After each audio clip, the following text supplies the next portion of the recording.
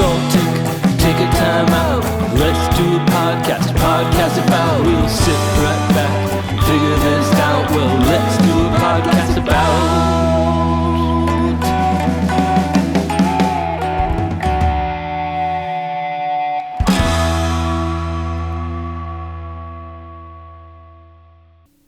Hey runners! In this episode, I'm joined by Greg Eghigian, a historian and professor whose work explores how societies respond to unusual ideas and claims. He's the author of After the Flying Saucers Came, which looks at how UFO sightings and the reactions around them unfolded across media, government, and popular culture. Let's do a podcast about the known, unknown, and knowing. Hi Greg, how are you? Thanks for joining me. Oh, thanks for having me. It's great. I've been looking forward to this. You know, I recently did an episode with Ron James of MUFON and the Accidental Truth series where we talked about UFOs and UAP investigations, his sense of where things are today, and it was pretty interesting. But I'm wondering, from a historical perspective, how do you see the current landscape? Are we breaking any new ground? Are we breaking any new ground? You know, it's a funny thing, right? I always say to folks, it's kind of interesting when I have had journalists who want to talk to me. They basically, you know, they want to know one of two things: is this all old hat, or is this something really new, right? And I guess that's kind of what we do as historians. We kind of usually are contrarians. So if everybody's saying, "Oh my God, this is just so crazy, we've never seen this before," we usually come in and ruin the party and say, "Oh, no, this has an old history." Or if people sit there and go, "Oh boy, this is familiar territory," we're like, no, this is really novel. So of course there's new stuff, but everything is, from my perspective, a kind of variation on a theme. You know, it's a lot of very familiar stuff.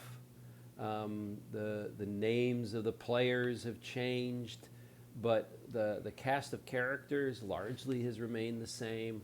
The kind of stories we're hearing are oftentimes, you know, they're recycled stories. They're recycled things that we've heard before.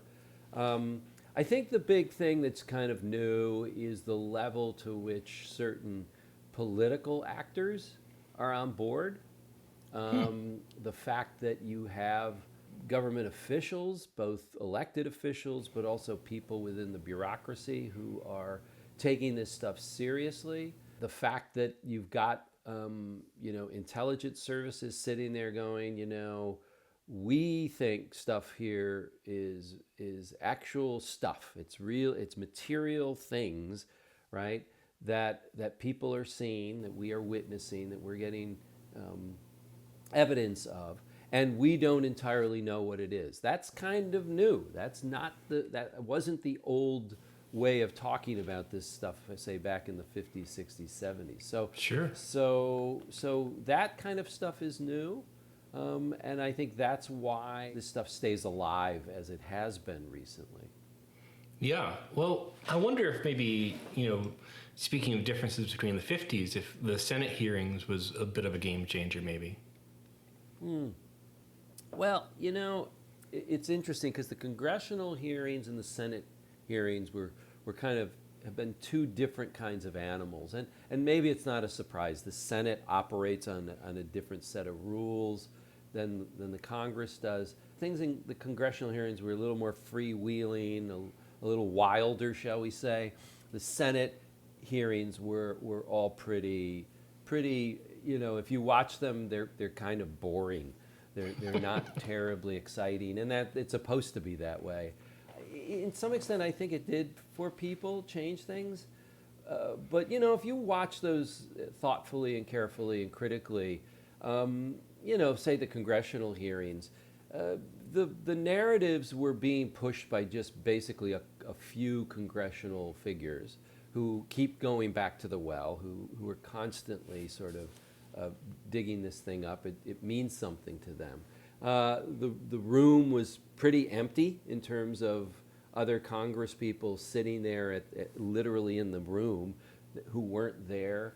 The testimony that you got stuff we knew about, we've heard about. I think people like Dave Grush obviously were a major surprise, but in many ways, I think the fact that you have these public hearings, that you have political figures who are taking this seriously, who are taking seriously the statements of people who have made it their calling to sort of see themselves and portray themselves as kind of whistleblowers, that has lent this stuff credence, I think, in a lot of circles. Sure. Well, and what's interesting is you mentioned what sounds like you're able to look at it from a historical perspective by observing patterns. Yeah. Is there any cultural driver that you think is in play now that's changing the conversation a little? Or is it really just repeats of patterns that might be stacking? Yeah, no, I mean, you're quite right. I think that's quite right. I mean, the history of the UFO phenomenon has been a history of not just kind of ups and downs in terms of the number of sightings and reports of flying saucers, right? These flaps and waves that happen and then these sort of dead periods. That also is reflective of the interest in the subject. That has always been the case. So, before this stuff became hot in 2017, the UFO thing was pretty much a dead story. I mean, I talk about this in my book, but a lot of people, in the business were like, this thing's dying out. There just isn't, nothing's going on. So that happens. And to me, the key driver of the interest in this stuff is the media. It's various media. Now, of course, media in the 2000 teens and now the 2020s, we are talking about social media. We're talking about the internet. We're talking about now a different kind of media than, say, the media of the 1970s that was mostly television and film. In the 50s, it was newspapers, magazines, radio. So the media landscape might be different, right? These legacy media still play a role, but now it's this other stuff. And so that's what I think is, when you talk about drivers, it's media attention that is kind of critical, I think, in terms of keeping this stuff going.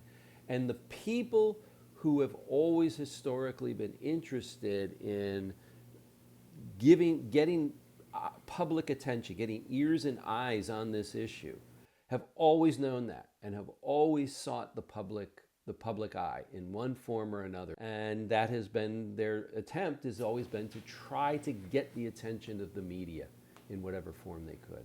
We've talked about UFOs and UAPs as an example, but when we think about the larger issue of the unexplained, how do you think media portrays that kind of thing? Are there trends to it? Yeah, I mean, I think in that sense, media always, to get people's attention but also to retain it, media like good stories and they like melodrama. They want bad guys and good guys. They want tragedy. They want human interest, these kinds of things. And again, this, when you look at particularly UFOs, but you even look at whether it's ghost stories or paranormal phenomenon, it's always, the focus is always on some sort of story or set of stories that push people along, that get people really interested. And so that's, again, that's not a surprise. I mean, print media has always really found that human interest, that the human dimension of any story is interesting. I mean, just think about it with UFOs. You can't say much about seeing a UFO, right? Somebody who sees some lights in the sky that then disappear. There's not much to that story, particularly if it's repeated over and over again. It's not terribly fascinating. What you want is what you crave is the background to it. Then once you flesh that out, it becomes interesting. So I think that's kind of what something we see consistently in all this, is that media is interested in are these human dimensions to it, and the human beings who are the cast of characters in all of these narratives. So that's, I think, what helps fuel this stuff and why the media focuses on it. And the other thing is that the media focuses on is that what I think people in general focus on. and I talk about this pretty much at length in my book at different points, is the thing about the unexplained is that they are thought about, and what gets people's attention is they are mysteries. And the element of mystery is not just something where it's a head scratcher, where you wonder about what's going on. It's mystery is an invitation. It's an invitation to people. Think about the true crime podcasts that are all out there, right? Where you yourself are invited to sort of have an opinion, to comment on it, to maybe do your own digging and own research. The UFO phenomenon has been that way from the very beginning in the 1940s. It has been always this wonderfully inclusive, democratic thing where it invites you to sit there and ponder and think about and maybe even get involved and be part of the story. That to me is something the media has always leaned into. But that's what people in general, I think, really find attractive, I think. And that's an interesting perspective, because I think the media has changed a lot since the 50s too. We had local newspapers and wire services that were putting out stories, but as we've gone towards an online culture, we've really gotten to where the amount of viewership multiplies quickly. So if we see a news story that's particularly interesting and it's getting attention, every other outlet tries to multiply it to get a little bit of that viewership for themselves. So when we see a story like UFOs, UAPs, or anything that's unexplained that has that backstory, that interest, we get a balance between secrecy, transparency, and trust. And that makes a great story. But for institutions, they still need to handle that uncertainty. And when it involves science, national security, or public risk, there's a way that they have to go about responding to it. What are your thoughts on that, the institutional role and how they engage? Yeah.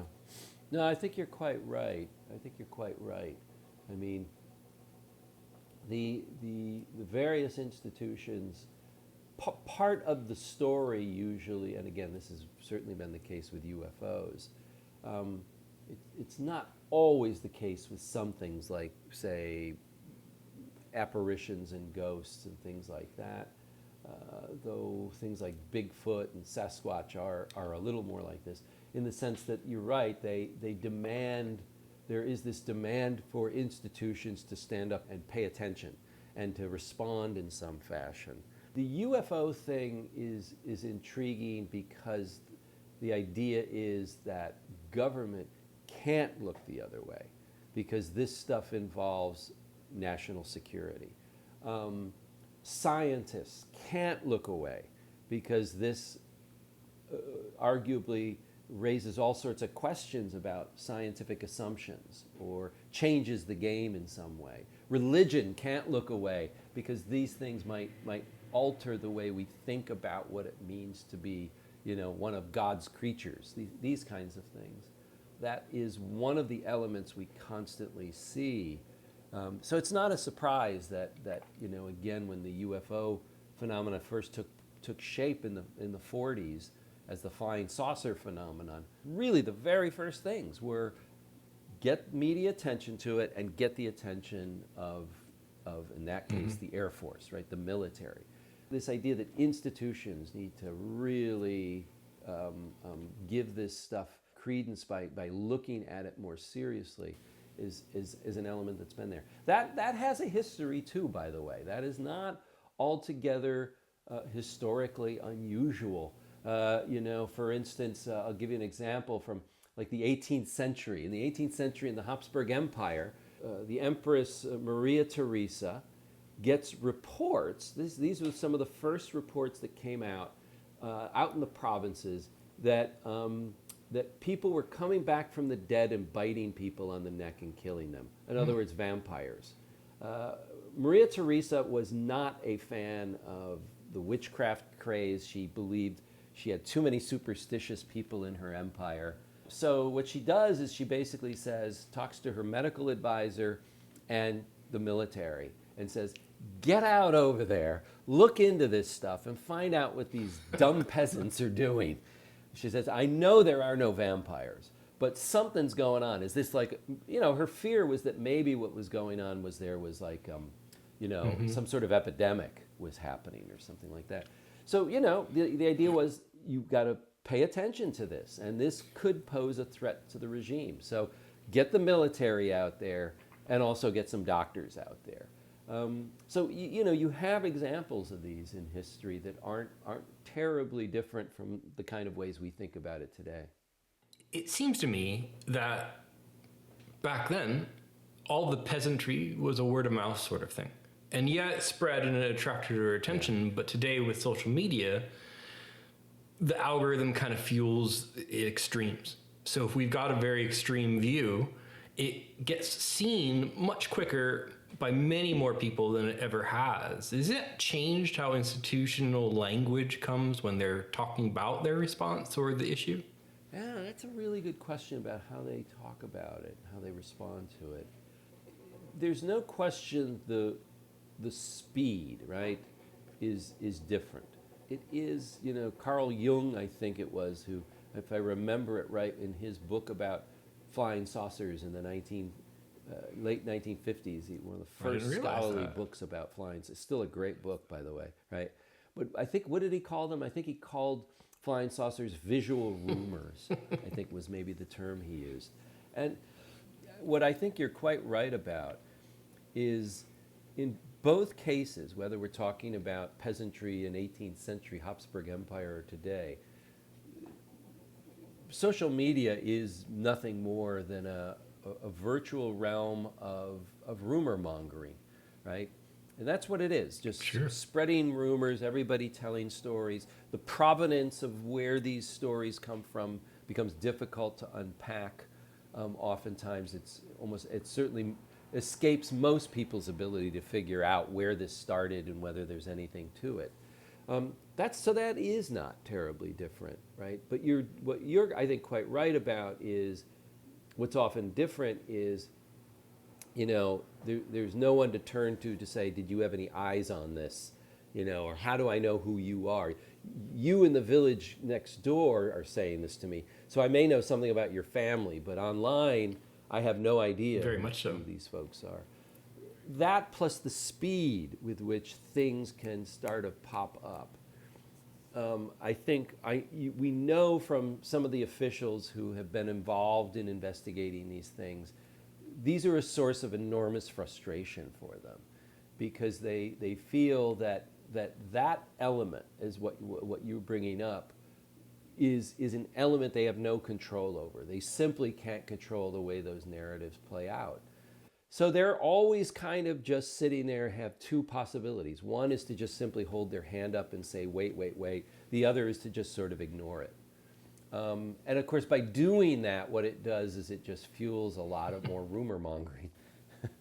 So it is kind of it's a challenge. I think it's a real challenge for people out there, particularly, I think, the government officials who are in charge of sort of tracking down, reports and sort of investigating them. You raise a great point. You don't know who's posting what, and it may be a bot that's automated at a million different messages on both ends of the answer. But that comes back to a little bit of trust. If these institutions started with disinformation as a key piece of their arsenal, we've, through having things that remain unexplained, built a healthy distrust in our institutions. And it's reinforced by our cognitive tendencies. We have confirmation bias, we have absolutist thinking, and this shapes the debate a little bit. How do you think trust factors in, and is there an element of bias that we should step back from and think about? Oh yeah, I completely agree with you. That's it. I mean, this particularly, again, the UFO phenomenon has always been about trust. Who do you trust? Whose information is reliable? And that the questions start from the ground up, right? Somebody sees something. How do I know I can trust you? Can you trust yourself? You look at the history of witnesses. Witnesses themselves often said, I don't know what I saw. I don't know if I can trust my own eyes. Did I see an optical illusion, right? I'm reporting it to you because I have no idea what it is, right? Or I think it was this, but I could be wrong. And then, of course, you have the people who then investigate it, whether it's civilian UFO organizations or it's government officials. They themselves always ask questions about, are these people trustworthy? Is this a hoax? Is this somebody who's mistaken? All sorts of questions get raised about that. Then, of course, there's the theorizing about this stuff and about what authorities can you trust? Can you trust scientists? Can you trust UFO investigators? Can you trust the government? Trust has always been, not built around, but it's kind of been sort of folded into all of what goes here. And so, I often tell people when you see, particularly, I think when you look at these government hearings that we've seen and a lot of conversations people have, when people are having debates and arguments about UFOs, they oftentimes aren't really having an argument about UFOs. They're really having another argument. It's just UFOs become the way to have that argument. And I think this gets to what you're talking about. Often that argument is about trust.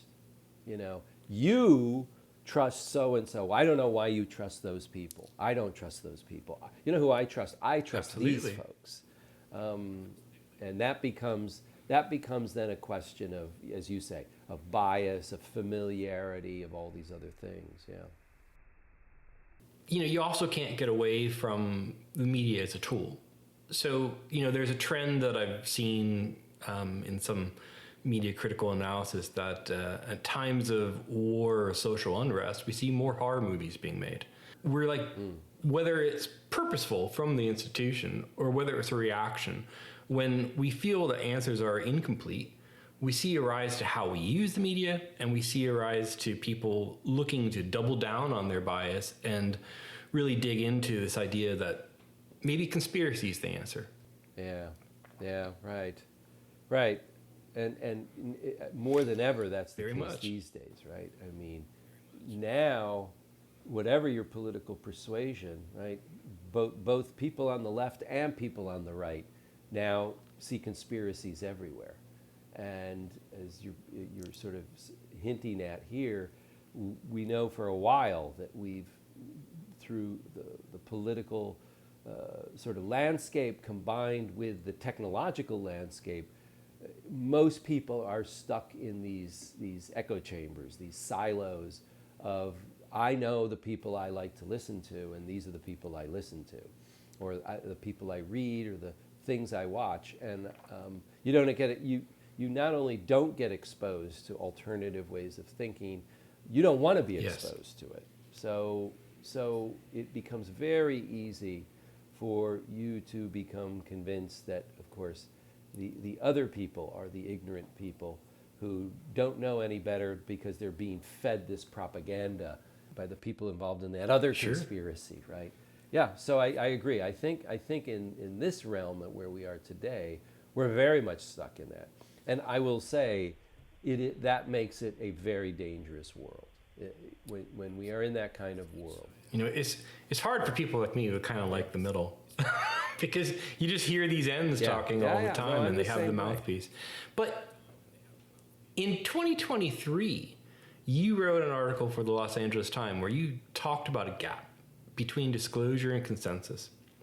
Now, I read that. I thought it was full of great points. But Steven Spielberg's got a movie coming out called Disclosure Day.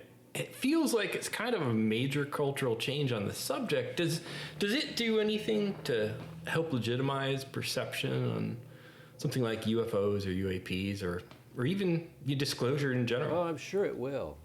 If you read people who are part of the disclosure movement, as it's called, there's a lot of excitement about this movie.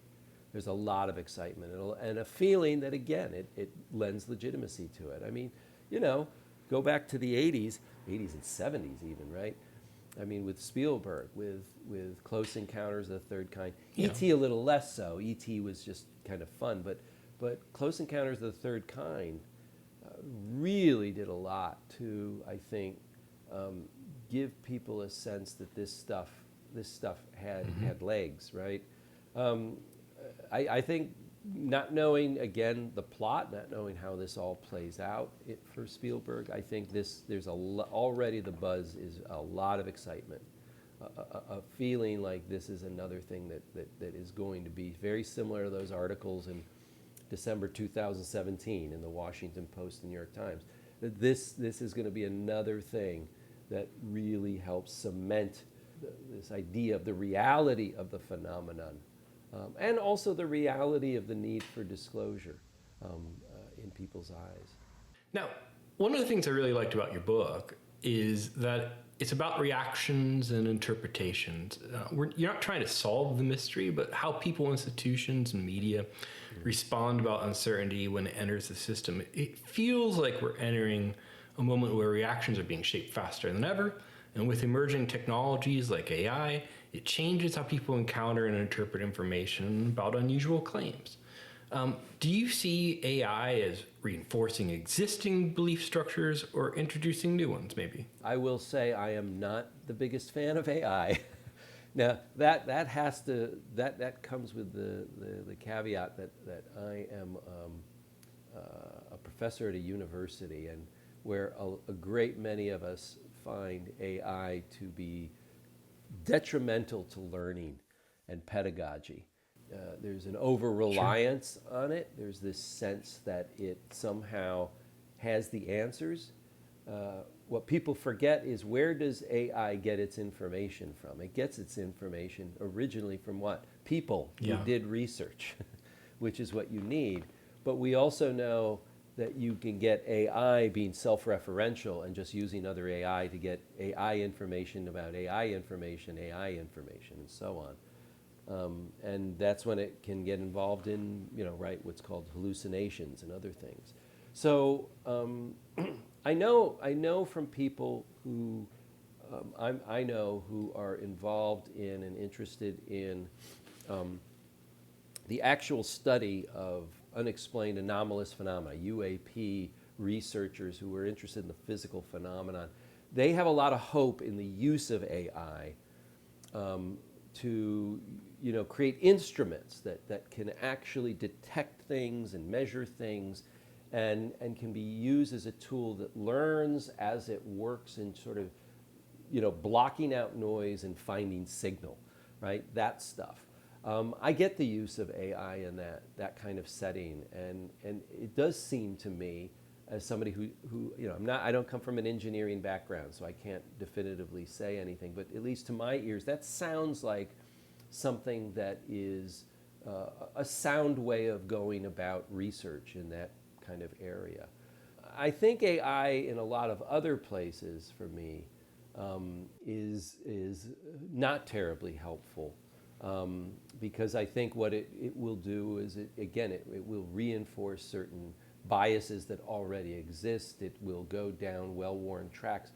AI has a tendency, oftentimes, of trying to please the person who is utilizing it. So that's, I think, another kind of problem.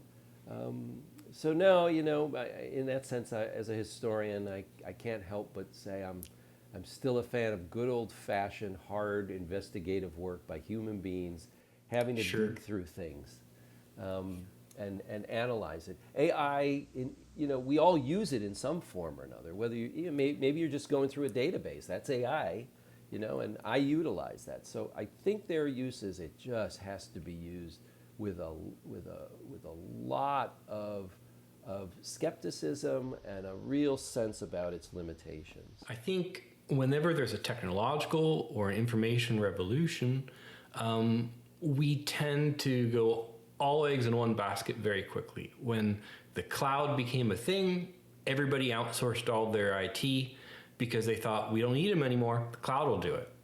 And now that we have AI, we want to speed up automation without having good governance and guardrails that we are confident in. So using it as a tool makes complete sense. Having a robot made sounds like fun, unless it goes rogue. And I think without the guardrails and the governance, the probability that it could introduce more harm than good is entirely possible. But using it as a tool, very useful. I use it all the time. But I think that it's entirely uncommon for people to capably do information and media critical thinking. As we think about those ends and the reinforcing absolutism and the authority of our information sources, this feels like another authority which does blow smoke up your ass. It feels great. It tells you that you're absolutely right. Good job. But just a tool. Is there a moment here where, some of this is converging and we might have an opportunity to improve our ability to do critical reasoning? Yeah. You'd like to think that. You'd like to think that. I don't know. I was talking to it was, I think, last semester when I was talking with my students toward the end of class, and I was saying, I don't know if this is generalizable, but I get a sense that most historians tend to be relatively pessimistic when it comes to thinking about, the future or just generally about things, because of what we've seen and what we know and what we've read about. I tend towards maybe not cynicism, but I tend towards a healthy kind of skepticism about any kind of certainly utopian future. I certainly don't foresee us using this stuff in ways that just make us all better people, and we're going to learn so much more and about ourselves and become much more self-critical. But I also am not somebody who just thinks it's all doom and gloom. I think human beings have had this ability to understand certain ramifications of things, oftentimes, unfortunately, too late, but have come to understand those things and to adjust themselves accordingly. Probably the best example of that is nuclear weapons, right? I mean, utilized once in terms of killing a large number of people, but then precariously thereafter, still to this day, never again used for that purpose, as a very conscious, self-conscious decision on the part of the people involved who have these weapons. Again, we've come close to using them, and the story isn't over, for sure. But we've adjusted, we've accommodated that information, and even very scary people historically have not utilized them. That's the kind of thing that is an example of showing that we've sometimes been able to hesitate from and back away from these technologies. So, yeah, we hope that what this offers us is an opportunity. I'll tell you, that's what those of us who are involved in education are trying to do. We're trying to bring that kind of self-consciousness that you're talking about to the table for the next generation of people who are going to be making the decisions, right, in the near future. Well, I think that would be a much better future than some of the distractions that we actually get to see, which makes me wonder, how did the Habsburg Empire answer the peasants after they did their investigation? So yeah, they concluded that in the end it wasn't an epidemic. What it was superstition. They confirmed their bias that the peasants were superstitious and dumb and ignorant, and that you're going to have to educate them. That the key was going to be better education to get them to learn to quit believing in vampires. And did they? And of course they did not. Sounds familiar. So in the end, the vampires are very much alive and running the show. But on the other hand, what the Empress did do is, help to bring about the end of witchcraft trials and things like that. And in that sense, helped accelerate and advance the end of that very long, centuries-long persecution of women who were accused of witchcraft. There's something good that came out of it. Largely successful. So there you go. So is there a parallel to how we might be able to benefit in regards to UFOs and UAPs from an institutional response today then? Yeah, I think what it is you've like all human ventures aimed at making the world a better place, you've got to go at it with an element of humility.